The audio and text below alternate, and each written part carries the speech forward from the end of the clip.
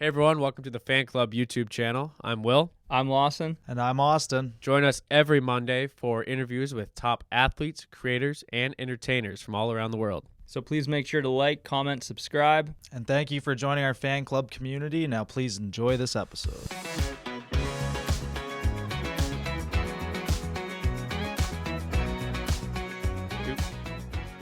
Welcome back, everybody, to another episode of the Fan Club Pod. We are here in studio today, and we're very excited to be joined by a wonderful guest who we will announce in a couple minutes. But I'm sitting here with Frizz and Lozzie. What's going on, boys? How are we doing? Not much. Just had a nice little afternoon stroll outside, and the weather is finally getting a bit nicer out. And yeah, like Yelly said on the walk, only probably a week or two till we start getting on the golf course. That'd be pretty sweet. Hopefully the wind dies down, though, or my shots are going to be all over the place. You tired, Frizz, today? No, I don't think so. I had that giant Celsius. Oh, about yeah. half of it. So no, I've actually He felt can't pretty even good sit today. still on this couch right now. Yeah, he's moving. He's wiggling jittery. around. You can just see his feet going back and forth. But you've kind of been upgrading your caffeine intake, I think, month by month. Like you worked your way up to Celsius. That's 200 milligrams. And now you're drinking 300 milligram energy drinks at the office.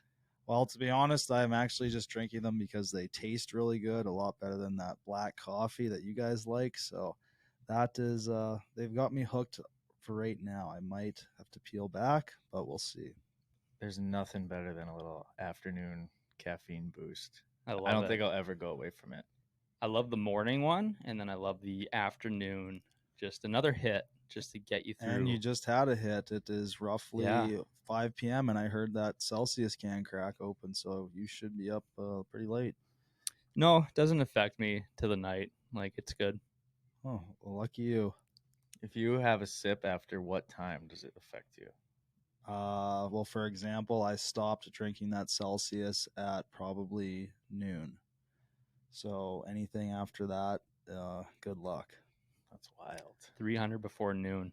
No, I only drank half of it. Oh, I'll save it for okay. tomorrow. That's smart, though. Yeah, I like that strategy. It's smart, but If I open a can, I'm very, very bad at saving it. yeah, That's just downfall of me. no, I agree. I'm the same way. But hey, guess who won? Like we said last time, Guess who won this time? Seattle, Seattle, Seattle. our baby. team. The Crackheads. They're ready to go for round 2. They start tonight as we're recording on Tuesday. Couple heartbreakers in the first round, that's for sure. Yeah. The Boston Rangers, they had a lot of investments during the season before the trade deadline, and unfortunately, they didn't quite pay off. Sorry, Avs, Rangers, Bruins fans. Just couldn't cut it. But welcome to our misery. It's okay. And We'll get through it together. And we still don't know yet, right, if we're heading there or not. Like we said in the last episode that we're hoping there one hope, but I think we're still on standby waiting for the call. We're still waiting as of 5:22 p.m. Central Time on Tuesday, Yeah, May 2nd. We've been joking that every time Will gets a phone call, it's like there's a big trade happening at the deadline, waiting for the big news, and we haven't heard it quite yet, so we'll see. Just rumblings, just rumors going around the media. We're figuring it all out. Who's getting dealt where? It's kind of what it's like when playoffs roll around for us, because I remember last year we were hoping LA was going to win, and we were so into that series watching. I think it went to Game 7 with Yeah, Edmonton. I remember staying up late And watching. I think it might have even been overtime. Anyways, Yeah. I think McDavid ended up scoring for Edmonton and completely ruined our chances of going to LA, and we were pretty disappointed about that. But things get kind of intense that way for us. We were cursing McDavid because we really wanted to go to Cali last spring. Luckily, we got our shot, but yeah, that guy's too good. It's not fair. Yeah, that's who I'm hoping for in the Cup final. Edmonton versus Toronto. That is my prediction. And that is what I'd like to see. Little McDavid versus Mustache Poppy, Austin Matthews. And who are you cheering for that winner? That's tough just because the Leafs I feel like it's their time now. Like, if not now, when? Another 60 years maybe? I don't know, but wouldn't mind. It's one of those finals for me that it's just like, you just want to watch some good hockey because they both deserve it, I'd say. I hope they get swept by Florida. I can't stand the Leafs. Actually, I don't know. Yeah, I don't know what I think, but if it was Edmonton and Toronto, I think I would just be happy for both to see. Like just because those cities, I know they're probably waiting for a cup at both The spots. country, Canada's waiting Yeah, for that's a cup. true. We need When it. is the last That Canadian is true. Cup? There hasn't been one in 2000s. Good. Let's keep it down That's here. what Gary wants. Keep Stanley down here as long as we can. Hopefully, we get to see Mr. Stanley again this spring. We saw it last year twice. I think the Knights are going to make a real strong run if they can shut down McDavid. But we'll have to see. This episode we have a pretty sweet guest coming on. We kind of nicknamed him ourselves that he's the king, one of the kings of TikTok, and he should be in the Hall of Fame. Why is that?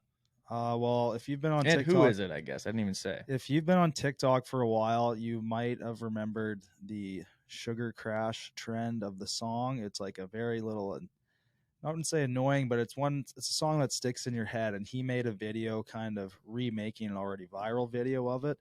And it absolutely blew up, pretty much 300 million views, like 50 million likes. And the guy who was behind that master video is Nicholas Luciano. He will be on here today with us. We're super excited to get over to that. But Lawson, before we do that, can you sing a little bit of Sugar Crash? Ooh, that's a good question. I can Or hum it? I can sing a little bit of it. I think it goes I'm on a sugar crash. Yeah, that one. That annoying tune, but it did something for Nick, and we're excited to chat with him. So we're going to Yeah. send it over to the interview, and we really hope you enjoy. What's going on? What's going on, guys? How are y'all? Doing well. How are you? Doing good. I just got done wrapping up an FFA convention. Nice. Oh. How was that? It was crazy. We're pretty. Me and my company are pretty big in the country industry, so I just got done taking probably 700 pictures. There you go. Well, you're looking good with your cowboy hat. Appreciate it. You're probably used to the photos by now. Oh man, it's to the point where it's like my cheeks, they don't get sore anymore. I gotta smile so much for these photos. They're calloused up. Yeah. Well, it's great to meet you. I'm Will. This is Austin, and Lawson's over there on that camera. But very nice to meet you. Nice to meet you. Nice to meet y'all. Thanks for having me on. I appreciate it. Yeah, You we're bet. super excited to chat with you. We've definitely known about you for a long time. So it's finally time to hear your story for once. Heck yeah, let's do it. I'm excited to tell it. Yeah, where are you coming to us from? I'm actually in Tulsa, Oklahoma right now. Okay. Is that where the Cool. convention is? Yeah, it's at the Tulsa Convention Center, and every year different states put on their basically like their state convention. So all the chapters of FFA across the state come to one big convention, and it's just a sea of blue jackets. So all these kids are wearing their FFA uniforms and do a little bit of shopping. They get to meet their favorite creators and do a lot of all things ag basically. So That's awesome. Actually, our producer behind the camera, I believe he was part of FAA let's go. That's awesome. back in what did I say? Is it FFA? Yeah. Shoot, whatever. Future Farmers America. Future Farmers America. Yeah, Cuddy was part of that. But So you said creators there too. Is that part of it? I've never heard, like, is there a blend of the like creator space and farming there too? It's pretty new in this industry. So there's probably me and two other creators. Everybody there is either like an ag business or there's colleges there to promote their like ag science programs or their agricultural degrees that they offer. Other than that, like there's only a couple of us. So like the Western world and the country world is still way behind when it comes to content creation. Yeah, there isn't too many of you out there. No, not at all. Is that does that take up a lot of your time now, focusing like farming wise and in more agriculture stuff? Well, business takes up most of my time right now. So I kind of learned I'm not a farmer per se. A bunch of the guys in my group, I have a content group that I run. They all used to be in FFA, and one's a farmer, and One trained race horses for 13 years, and I got into rodeo when I was in college, and I just fell in love with the lifestyle. But in college, I kind of learned more about ag. I didn't come from this lifestyle. I grew up a city boy in Maryland on the East Coast. Oh, wow. So, and then I moved down to Texas when I got to college, and I started rodeoing a bit. I tried to ride bulls. I sucked at that. That's rough. And then I started to, get into horsemanship and training horses a little bit. And then I basically started, filming myself doing it and just kind of built a platform from there. So, yeah. That's crazy. That's so cool. Would you consider yourself more farmer or more content creator now? I know you're very busy with both. I would say I consider myself, I wouldn't consider myself a farmer. I'm definitely more just like we call them advocates, right? Like advocate, right? It's hard to say. It's a tongue twister.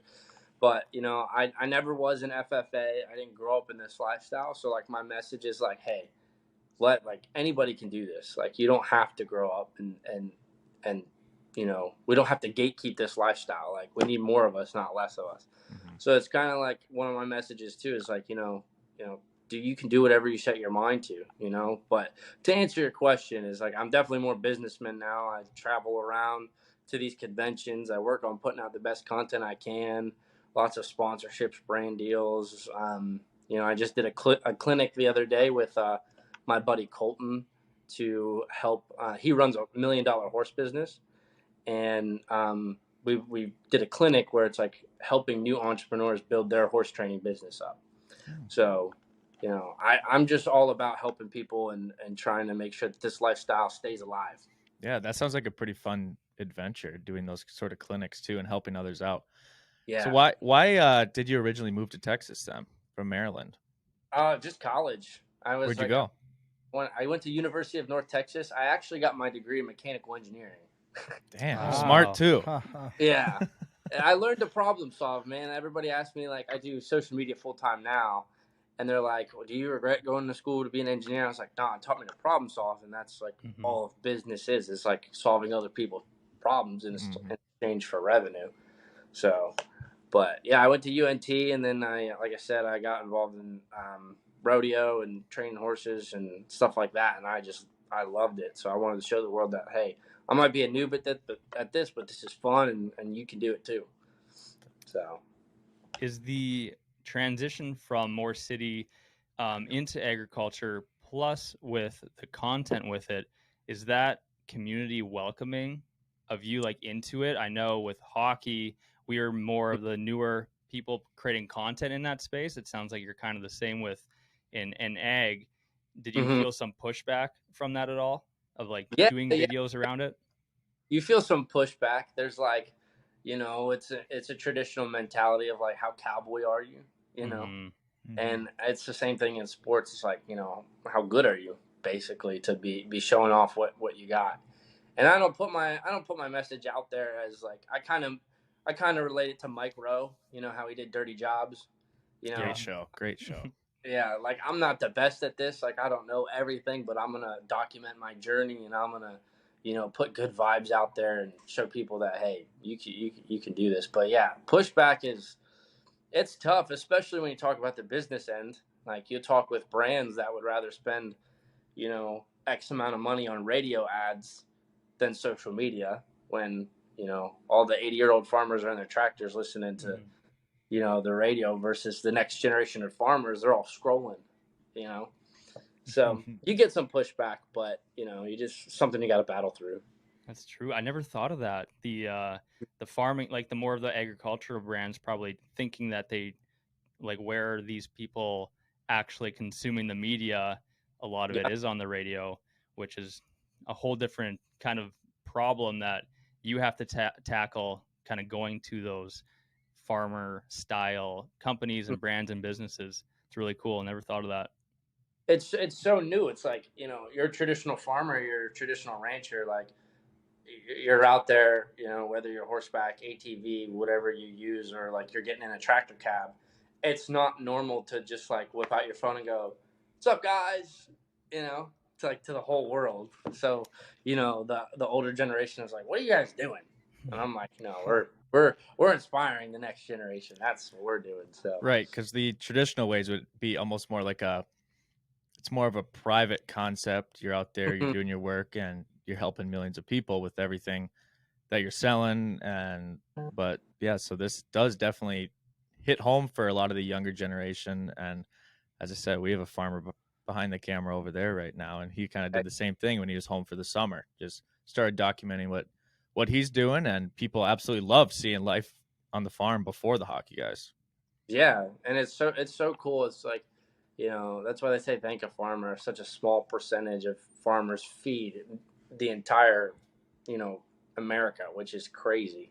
So I mean, that's why I love advocating for the lifestyle and just making content too. And so, um, it's been fun. It's been a cool ride. You're a true advocate. Hard to say. It's a new word. So you were obviously on TikTok like pretty early. What did Oh, you like? What was like your perception of the app back then? Because I know it's definitely changed a lot since. dude, I've seen the app. I've seen the power of the app right away. Like, I remember. So after I graduated college in 2019, I had been interning with the U.S. Army, and then for a mechanical engineering position, and I went full time. And I went full time for about a year and a half, and then COVID hit. And I remember I downloaded TikTok at my desk in like late 2019, and then I seen this girl Charlie D'Amelio dancing. I mean, you guys know her. I seen her dancing all over my For You page, and it was crazy. I was like, "How is this girl doing this?" Right? I was like, "How are these people doing this?" I just seen creators launching careers and gaining massive followings like overnight, and it was nuts. So I was like, "All right, I'm gonna be the most followed cowboy on TikTok, and I'm just gonna go for it." And from there, I just kind of I put my head down, and COVID allowed me to work from home at that point, and I built my own brand, which is like a merchandise company, Luciano Western Wear, and my slogan is bulletproof mindset, strive for excellence.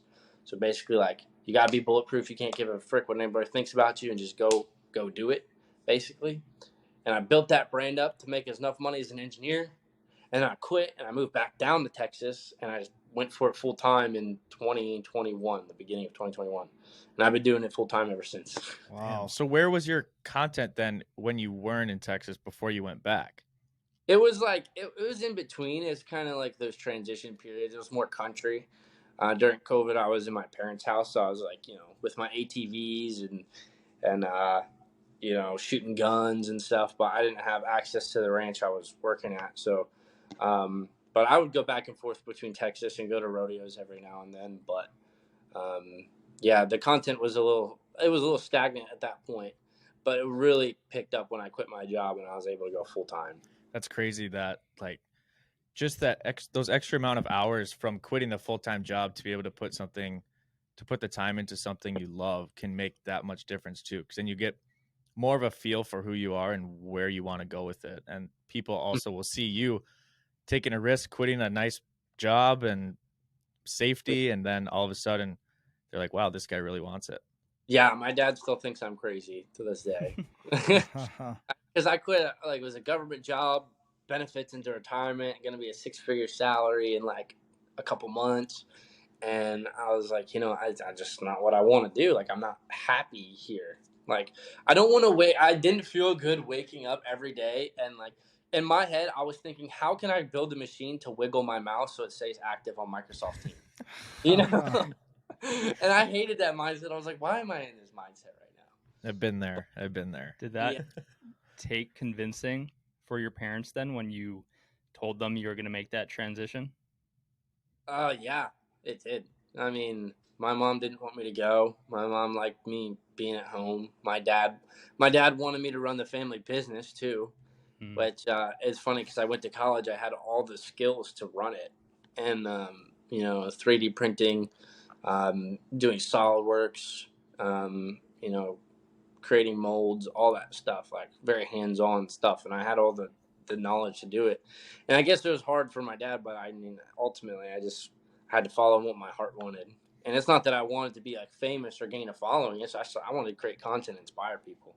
Mhm. So It Yeah. sounds sorry. It sounds like you and your family has a lot of definite defined hard work and everything that has kind of led you onto your own path. A little different from theirs, but the values and the work ethic definitely seems to stem from them.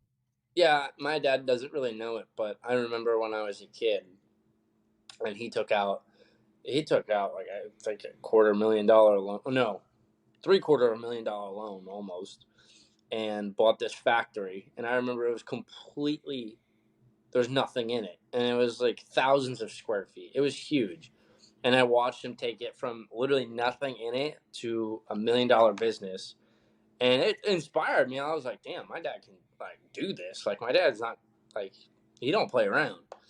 So, and then my mom was also in sales too. So I gotta give credit where it's due. I definitely got the sale, like the business mindset from them. Yeah. And how old were you when you ended up leaving all this, or your past life, I guess?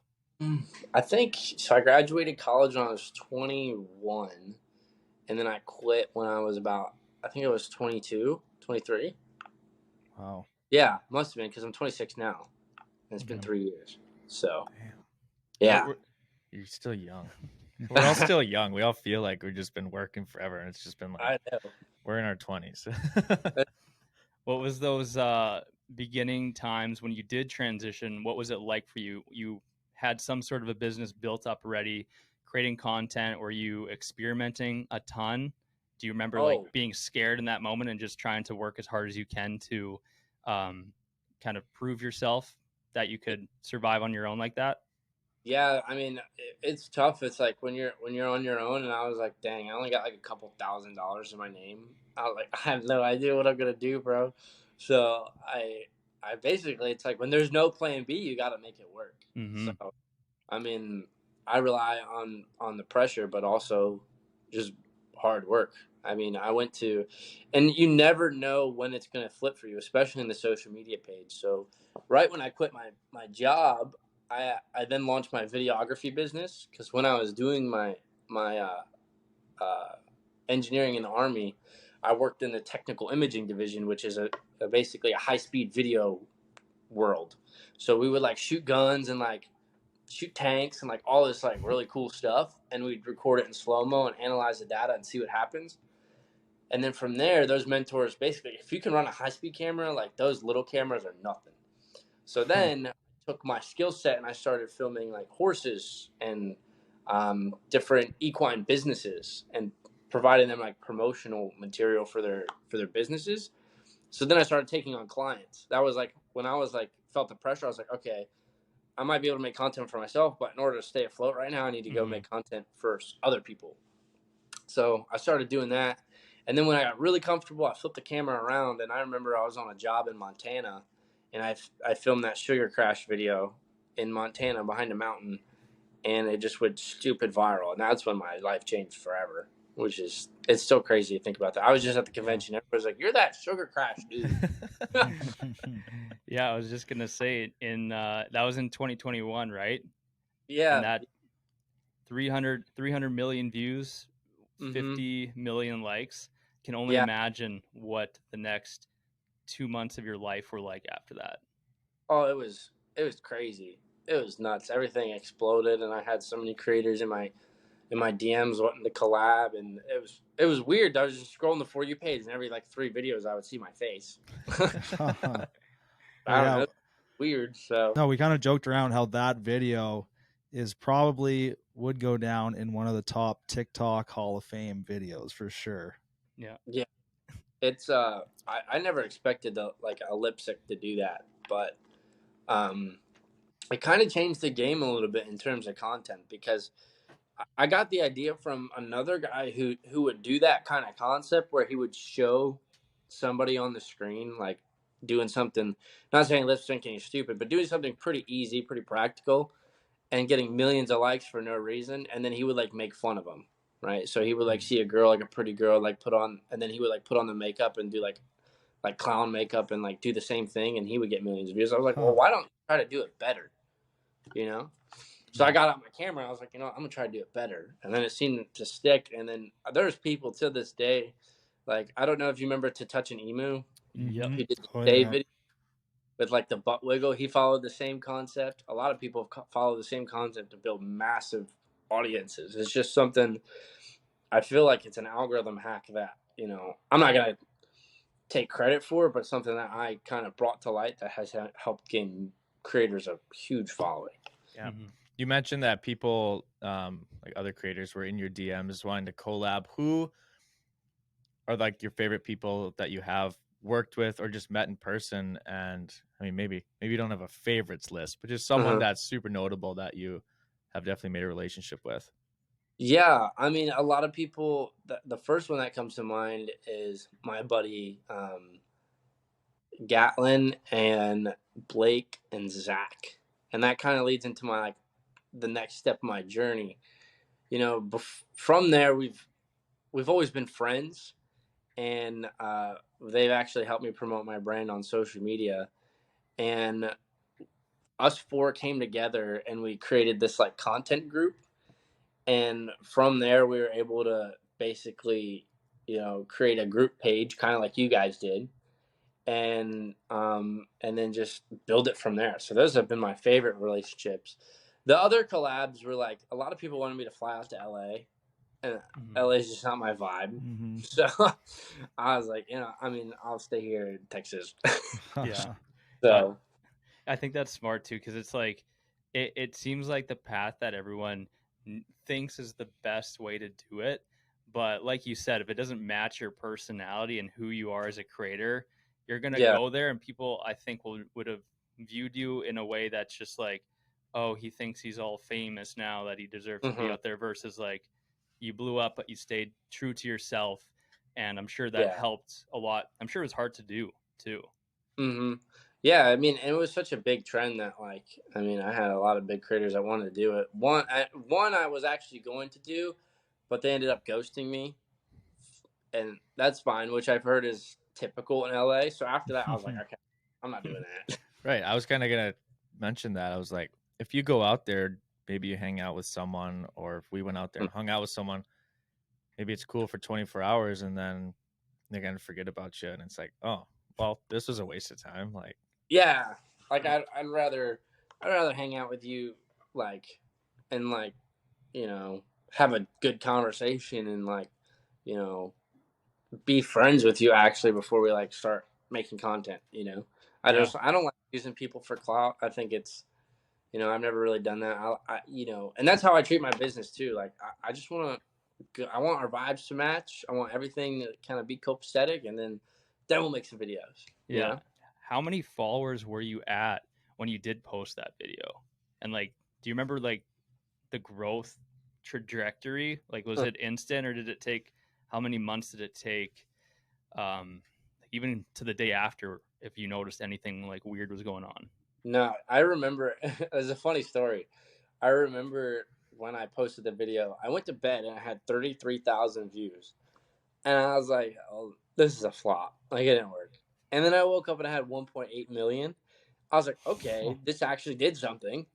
And then it just never freaking stopped. It just kept rolling and rolling and rolling. I remember it hit 10 million views, and I was like, "What the heck?" And then I would refresh like every minute, 11 million views. I was like, it's getting like 1 million views a minute. Like, this is wild. And then when I shot the video in Montana, and I was on my flight home back to Texas, and you know how you don't really have, that plane didn't have Wi-Fi, so I didn't buy the Wi-Fi. But I kept refreshing my phone. I was at 999,000 followers. Wow. And I was refreshing like every couple seconds because it was 99.1, 99.2, 99.3. And then I remember I was at 999.9. I was about to hit 1 million. And that was like that was the next day. And wow. Or it was 2 days after that. It's quick. And yeah, it was crazy because I was at 600K. I was actually losing followers. Like I couldn't gain traction. Like I couldn't figure out what was going on. I was kind of like in a creative slump. And then like 2 to 3 days later, I got on that plane and I was refreshing. I hit 999.9, and then I lost service.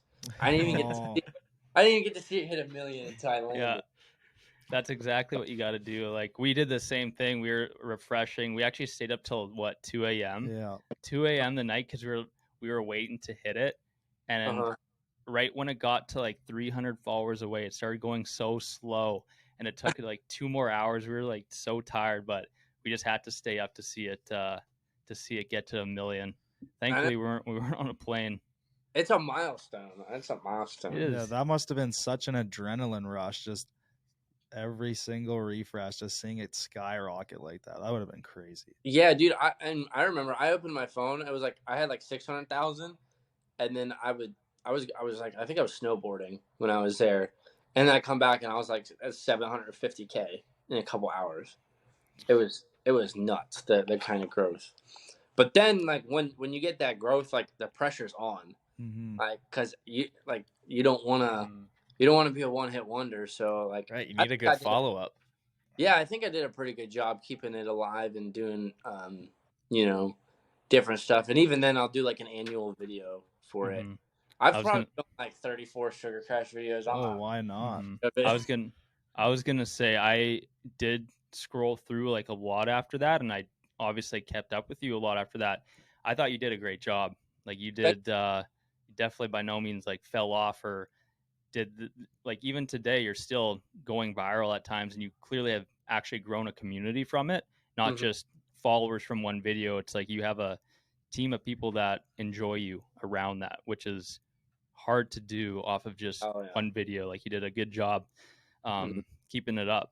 Did your content plan change at all after that? Not, I mean, kind of a little bit. I kind of went from, okay, that we did the Sugar Crash thing, and then I kind of wanted, while I had the attention, I wanted to show off my skills a little bit more and be like, hey, this is what I can do with a camera. And then I started doing the transitions. And then I don't know if you've seen lately, like I think a couple months ago, I started another trend where it's like, if you be the cash, I'll be the rubber band. And then I did like a transition with a lighter. And then that went crazy viral. And it was another, it was funny, that went crazy viral. And people were calling me the Sugar Crash guy. And then I remember I went on vacation to Hawaii and I went out to this bar and like 3 chicks came up to me and like, are you the lighter guy? Because they saw the lighter transition. So were you like pumped finally not the Sugar Crash guy anymore? Like I'm finally not the Sugar Crash guy, but like I'm also Nick. I have a name.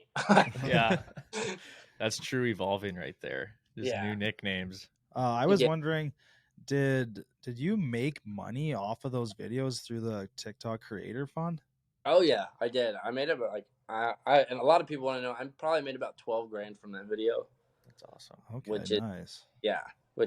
It's nice, but at the same time, when you look at it like CPM wise, it's still 2 to 3 per 1,000 video. Like if that was on any other platform, it would have been like a lot of money. But I mean, it helped pay the bills. I'm not saying anything bad about it. But and in the middle of that, my account got banned too. So everyone has a banned story. Yeah, I know. What is with TikTok? Yeah, I don't know why I got banned. I think I was just about to hit 5 million, and then I got banned. And they thought you were buying them. I don't know. Really, it's like it makes sense to me. I was like, okay, like everybody's like, no, the video is gone, the legendary video is gone, and I was like, yeah, TikTok's kind of shady because like that video is still pumping. I was like, you're gonna ban my account as I'm like making money, but I got it back. It's interesting. That's really interesting. So, how long after February 2021 comes in the Tratter House? The Tratter House, yeah. The Tratter House. Yeah, that's my favorite. Like, I love those guys. So February 2021 hits, and I had been talking to. Actually, let's rewind before February, before Sugar Crash. That's when I met Blake BMO. Everybody knows him as BMO. We were at the convention. Everybody goes, "There's BMO," right? That's his username. And he starts this Tratters trend, it's so hilarious because he's a farmer and he's just a straight up country boy. And he would stitch these videos of these girls in bikinis and doing all these things, and he would stitch them just playing on the ground with toy tractors, like as a little kid, like just out of left field, like something you would never expect. And it went stupid viral. I think he got to 1 million faster than I did, to be honest. And he really niched down in the country community. So I partnered with him and I said, hey, let's make some merch on my website. So from there, and then there's another guy, Zach. It's so crazy. This story is hilarious to me. It's like they were destined to be brothers. Zach and BMO, two kids, two farmers, one from Illinois, one from Nebraska, that can do the exact same like baby voice, like kid voice. Like it was just stupid. I don't know how. Like they were just destined to meet. So they create this Tratters trend. We partnered up, did merch, and then we had our other buddy Gatlin who has a farm in Oklahoma, and then me being in Texas, I was like, let's come together and form the Tratter Gang, right? So then we were the Tratter Gang for about 6-7 months. No, it was probably 2 or 3 months. I would say 5 months. We did our first meet and greet in Oklahoma, and that is when Sugar Crash came around. So I did Sugar Crash, and Tratter Gang was planning this like big meet and greet in Oklahoma, and this was around COVID. It was freezing. And we were like, dude, I have no idea how many kids are going to show up to this meet and greet. This could be a total flop. I have no idea what's going to happen. And so we left the meet and greet. Like we set up we did it in a park. We left the meet and greet at probably like it was at 1:00. We left at 12:30, and there was barely anybody there. I was like, "Oh my god, what did we do? Did we really think we were hot stuff on social media?" So we go back to Jarrett's house, and we're waiting because we wanted to do like a big entrance. And we get in this back of this Ford Ranger, and we go across the block, and there's like 1,800 kids lined up. Oh, wow. Yeah, in the middle of nowhere, Oklahoma. I was like, holy crap, this is wild. So that was our first meet and greet, and we did all sorts of cool stuff. We signed little toy tractors. We signed guitars. It was the first time I signed a kid's chest, which is weird, but Got to do it once. yeah. And then after that, we did Tratter Gang for 6-7 months, and then we decided, all right, let's move in together and create a content house because, like, you know, everybody else has done it. It's not a new concept. Like Team 10, I remember Jake Paul did it. Like Dude Perfect kind of did it. A couple other people did it. Like the Hype House was one. And then we came together and we brought a bunch of creators in, and we created this group page and started doing, you know, just fun stuff. And we grew that page, and we're still going hard with that. So that's kind of the story of Tratters. That's incredible. I love that house concept. Thanks, It's man. so fun. That's so fun. Where was the house located? It was, so we started out in like Dallas, Texas, and then we realized a lot of people were in Fort Worth, and we moved over to Fort Worth. So we still run things out of like the DFW area right now, and we have creators join us for different events. So like we'll have different, like CMA Fest is a big thing we do. We do those FFA expos, and then we also work with a lot of record labels to help promote country artists. I was going to ask about if you had any connections with country music or anything going on in Nashville. Yeah, we work with a lot of, we work with Warner, we work with River House. I've worked with Sony, RCA, and we kind of basically like, it's like a mini marketing agency in the country world. Like if you have an artist that you want to promote, we'll be like, hey, we got this roster of influencers that we can, you know, get to make some videos. And then also, since we all live together at that point, we can make videos together, even if you want to have your artist fly out too. So What a good idea. Yeah, I saw a couple videos you were with Bailey Zimmerman. How's he? Because he obviously blew up on TikTok and kind of rose to that fame too. Yeah, I love Bailey. He's so funny. He's like one of the hardest working, and just like I'm annoying. I have ADHD, but people like and people like Bailey's his energy is just like up there, you know. So me and him just vibed a lot, and I learned about him too. He really likes sauerkraut. Like Interesting. he stayed with us for 2 weeks, and all he ate was hot dogs and sauerkraut. Yeah, and that was before he put out "Fall in Love," which went crazy viral, and he was already rolling on TikTok. And that's when we partnered up with Warner and be like, hey, send Bailey out to the house, and we'll help pump "Fall in Love." And he released it when he was there, and it went #1. So wow. What a Yeah. story. Yeah, it was awesome. It was like he was already rolling on TikTok, but the fact that he come out with like 10, 12 other creators was just add a little fuel to the fire. And now he's So, part of one of the coolest tours going on right now too. oh yeah, with Morgan Wallen, that's awesome. That's so crazy, dude. Yeah, and I was just in Florida and with Bailey for one of his shows, and I got to Florida and I was like, bro, I am not feeling so good, and I was like, I'm just dehydrated. Right? And I can say this now because it didn't happen, but it turns out I had the flu, and I was so scared. I was like, because I didn't know I had the flu until after I hung out with Bailey. I said, "Oh my God, he's about to go on a world tour with Morgan Wallen. If I gave him the flu, I'm gonna go like this is not gonna be good." Let's talk a little bit about your Western wear. Yeah. Yeah, how did you get the idea to start that? Did you always have that kind of in the back burner, or just how did that come to be? Yeah, I always wanted somebody like I didn't feel like there was enough brands in the Western industry promoting like positivity. Like it's like I said, you talk about that traditional mindset. It's all like, you ain't no cowboy, you ain't this, blah blah. And it's like, in reality, when you think about like that kind of mindset, is just projecting insecurities on other people. And I don't think that's like a very smart branding, to be honest. Mhm. So I was like, there should be more brands promoting positivity. So I always remembered, like, when I heard bulletproof mindset, that is something that you have to have in order to be successful, and then strive for excellence. I believe that you should always strive to be great. You should always strive and to put one foot in front of the other, no matter if it's a baby step or a leap. So it's kind of a two-part thing where it's like, man, I'm just going to document my journey about how, like, you know, how I'm always going to have a bulletproof mindset and how I'm going to strive to be great, and other people can join on and watch this journey. And then I developed my logo, which is just like an NL with some longhorns on it. And yeah, I just did a patriotic drop.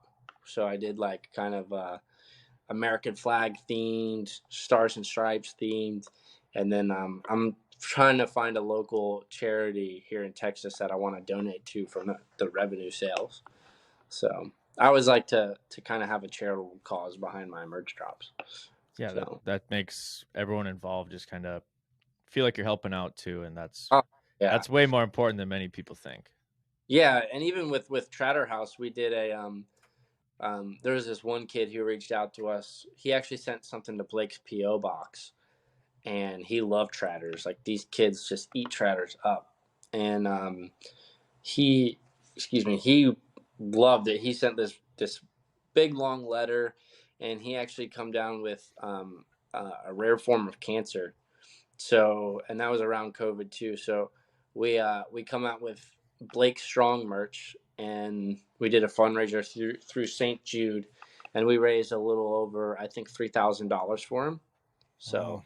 yeah, that was cool. It's always nice to give back in a way that I never thought I'd be able to do that kind of stuff. So Right, it's nice to be remembered too for something such as that, rather than say a Sugar Crash video. Right? yeah, yeah. You know? Like, this crash is cool and going viral is cool, but at the same time, I want to be remembered for more than being just that dude. You know. Yeah, I love that bulletproof mindset saying. Thanks, That's- man. Yeah. That's something we're gonna start throwing around here. Mm-hmm. Yeah. To use it. Yeah, I had one girl come to the booth when we were in Vegas, and she has a phone case, and she come up to me. She's like, "I call this my positivity phone case." I was like, "That's awesome."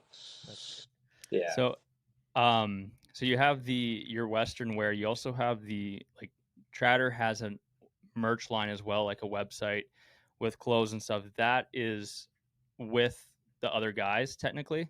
Yeah, yeah. So I mean, my brand is standalone, and then Tratter House has a bunch of other members.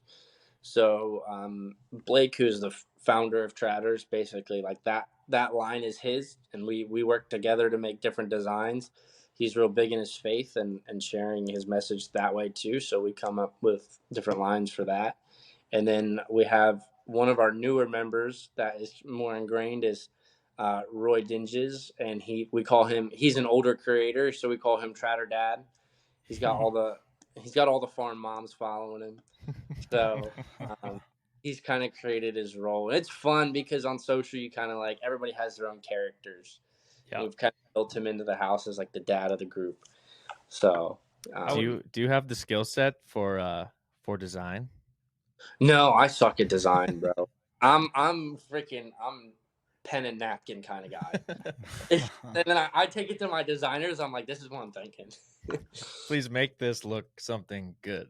Yeah, shoot. I tried to learn Adobe Illustrator. I don't have the patience. I do Adobe Premiere Pro. Video editing is my skill set. But when it comes to design, I'll leave it to them. So how is that then? Like having the business with your friends as well.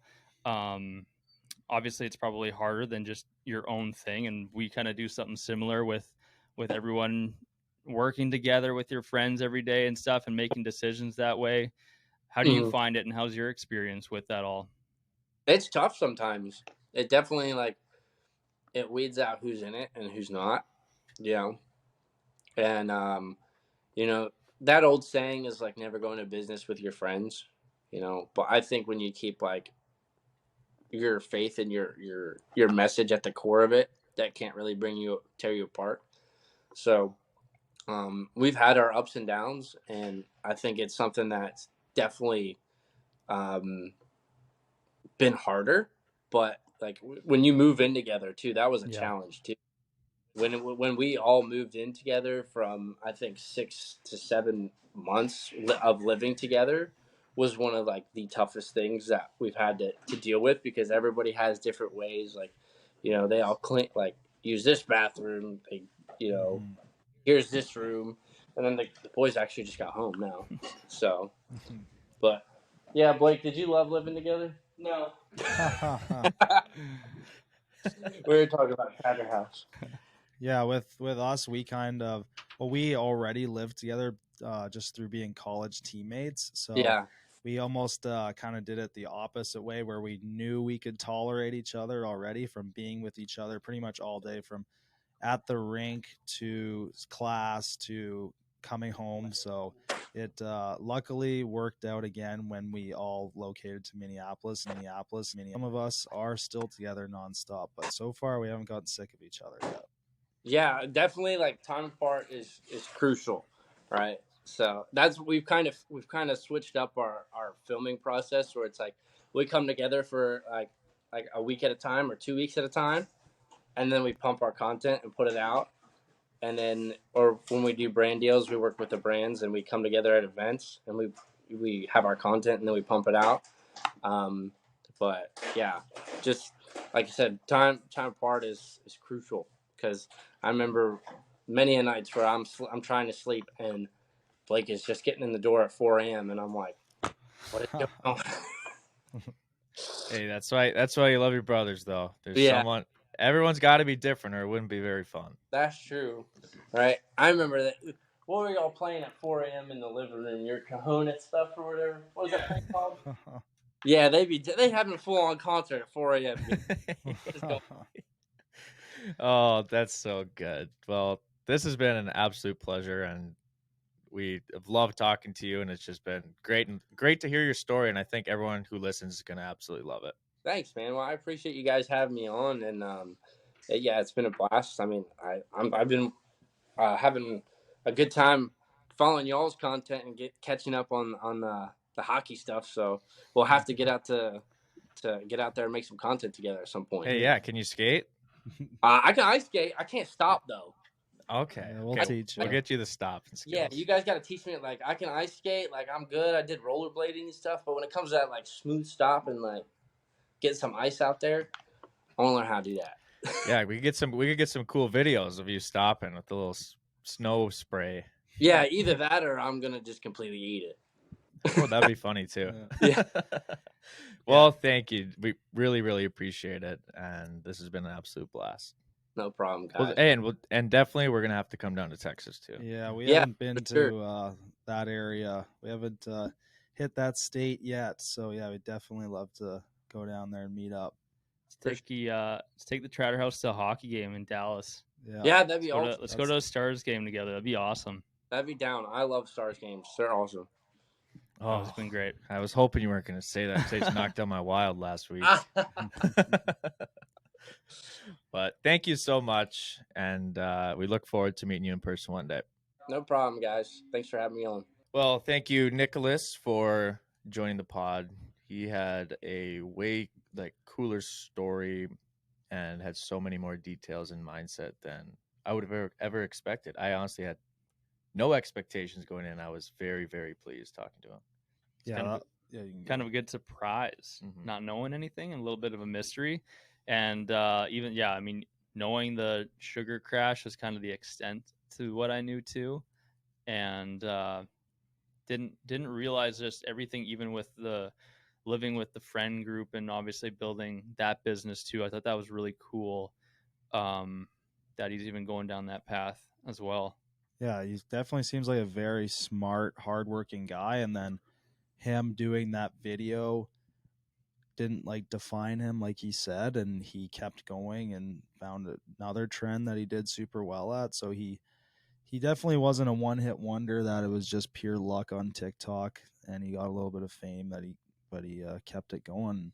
I will say, like I just said earlier, but we have to get to a Dallas Stars game with those guys. Yeah, that would be a ton of fun. Heading there with the Tratter boys. Yeah, that would be fun. We'd have to wear cowboy hats. I think we'd end up losing someone in our group if that happened. Cuddy No. may never come home. Yeah, Cud. He would Cuddy- never come home. He would get. They might pick him up, and Cuddy would be a Tratter boy. You'd get traded at the deadline. Say we're trading Levi Cudmore for a mule, Bag of pucks. a bag of pucks, and a dishwasher. He's over there nodding, smiling. Yeah, he wants to go. After that interview, he's excited to leave us. He's thinking, how can I grow the agricultural space as an influencer in North Dakota? That's what he's thinking right now. He's gonna make a house in Grafton up there and recruit people in the Midwest who make content. We see you planning over there, bud. Don't leave us. Don't leave us. The engineering thing was kind of crazy. That was unexpected. You can tell that he has that background. Well, after he said it, but just the way he thinks and he's pretty analytical with things, that you can definitely tell that he learned a ton from. I mean, he worked with the Army in the engineering space. Like, he's got a different mindset and a different business mindset because of those things on his resume. Mm-hmm. Even when you saw the sugar crash video, you could tell it had a very like high quality production to it, and apparently that's just like the tip of the iceberg of what he can do with filming and cameras and digital work. I was trying to make a mental list in my head about like all the skills that he brought up that he has. He has mechanical engineering, he has videography, he has horse riding, ranching, or he didn't want to call himself a true farmer, but just growing that space, and then obviously the business mindset. It's just crazy that he does it all. Something I'm realizing too, a lot of these people, like when things happen and you hit your peak, like with him and hitting 300 million views on that video, because he said too, he recorded people like for an agency and like content before all this, before he even turned the camera on him, and he had so many like skills with a nice camera, probably knew how to create very consistently at that point, knew what it meant to build a personal brand, or knew what it meant to capitalize on that. And I think that's always the case when people actually like really succeed like that, is because they have a built up, like they're just waiting for that moment to hit, and when it does, they know exactly what to do so that they're not just a one hit wonder with it also. Yeah, I always get super, like, I'm always impressed with the people, and I want to be like them, who have so many things going on and they're so level-headed and they can get it all done and they're successful at all of them. Like, I get stressed when I'm doing 2-3 things at once, and this guy's got 6-7 different businesses going on and different people he's talking to every single day, and it's just crazy.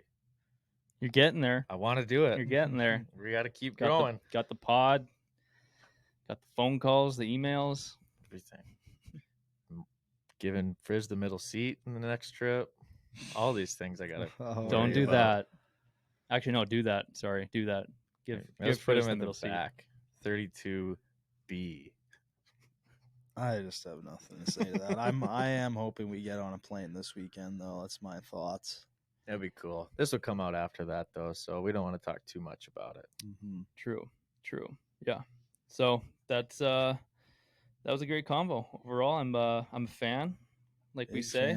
Yeah, Nicholas, I'm sorry I don't follow you, but I'm gonna go follow you right now because I really want to see what he continues to get up to, and the Tratter House too, and I might even go buy a shirt. There you go. I gotta check out his merch. You gonna buy a Tratter shirt? Or you gonna buy a Nick Western wear shirt? I don't know. I think you got to buy a Nick shirt because of the bulletproof mindset. True. I'd like a good saying on the shirt. That's that Yeah. motto or value stick.